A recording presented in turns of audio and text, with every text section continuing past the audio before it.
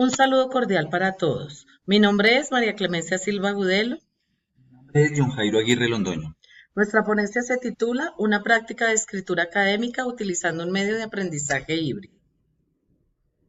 En primer lugar, presentaremos la introducción, posteriormente describiremos la experiencia de aula, luego los aspectos teóricos y metodológicos, los resultados, las conclusiones y la discusión.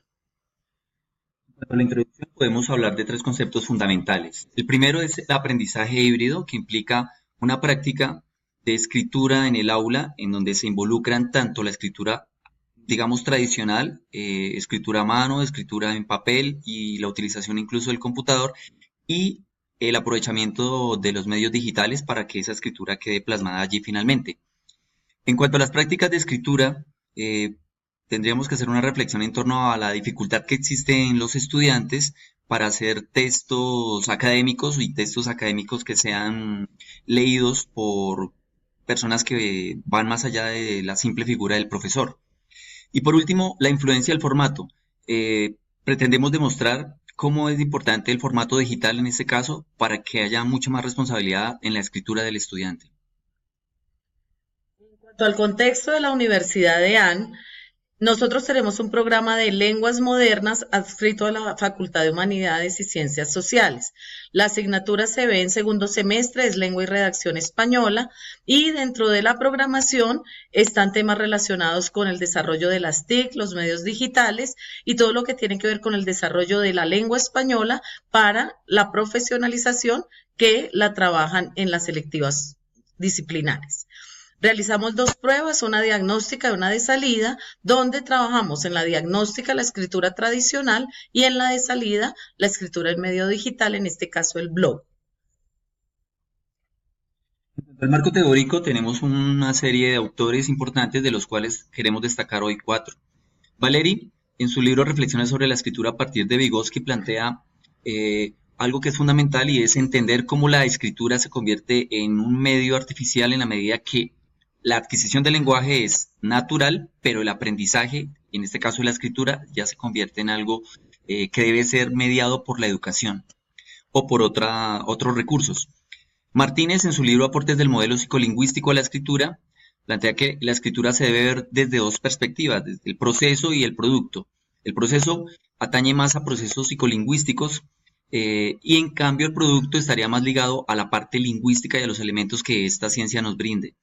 De Zubiri hace unas reflexiones interesantes en su teoría de las 6 lecturas, planteando que la escritura se convertiría en la segunda revolución más importante del ser humano y a su vez fue la que nos permitió entendernos y comunicarnos con nuestros maestros, que en este caso son los muertos. Casani, por último, de él utilizamos varios textos, pero uno que nos pareció fundamental es En línea, leer y escribir en la red, en el cual plantea la gran responsabilidad que se tiene hoy en día en la escritura digital, que a pesar de que hoy se escribe mucho más, escribir allí tiene unas exigencias que son bastante altas, unas responsabilidades que son grandes. En cuanto a la metodología, tenemos el alcance exploratorio, dado que indagamos sobre esta escritura mediada por el aprendizaje híbrido y también sobre la influencia del formato para la experiencia de escritura. Como diseño, utilizamos un diseño no experimental de corte longitudinal, pues realizamos dos mediciones, como lo presentamos aquí en el procedimiento, en dos fases, en la prueba de entrada y en la prueba de salida.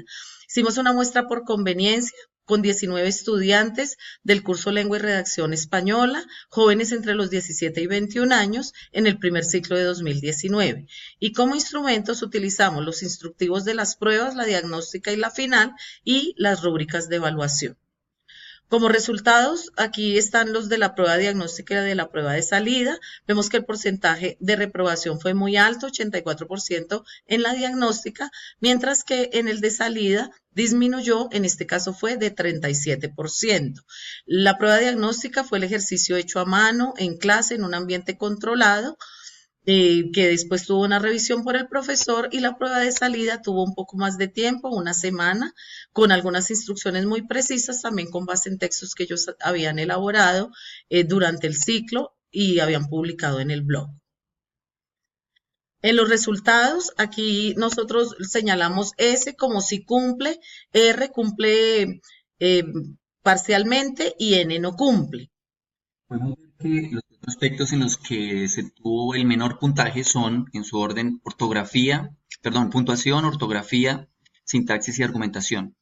Eh, Dentro de la ortografía, los problemas se encontraron especialmente en la acentuación, en puntuación, el no usar puntos seguidos especialmente para segmentar oraciones, que por supuesto afectaría también el aspecto sintáctico, y en la parte de argumentación, los textos terminaron siendo textos más de tipo expositivo que argumentativos. En la prueba de salida se tuvieron en cuenta los mismos criterios de la prueba de entrada y se adicionaron estos tres: tipografía, extensión y creatividad. De los criterios evaluados en la prueba de entrada, vimos que el que se mantuvo en un porcentaje alto de error fue ortografía, mientras que los otros sí mejoraron significativamente. Llegaríamos a unas conclusiones y abriríamos la discusión a partir de tres conceptos claves. El primero, la responsabilidad de la escritura, lo que implica escribir hoy en día para un estudiante que aprovecha medios digitales como el blog. Escribir va más allá de simplemente esperar una nota y una realimentación de solamente su profesor. Se escribe para compañeros de clase, se escribe para otras personas que sean ajenas incluso a al mismo salón. Hablar de los recursos paralingüísticos porque es importante aprovechar las imágenes, fotografía, fuentes, tamaños de la letra, etcétera, para poder pues aprovecharlos de la mejor manera. Y por último, entender que el formato es fundamental, ya que nuestros estudiantes son estudiantes de lenguas modernas que en algún momento harán prácticas profesionales en empresas en donde se les exigirá, entre otras cosas, trabajar y hacerse responsables de la página web de estas empresas. Muchas gracias por su atención. En el texto en extenso, pues tendrás más detalle acerca de nuestro trabajo de investigación y quedamos atentos a sus reflexiones y retroalimentación.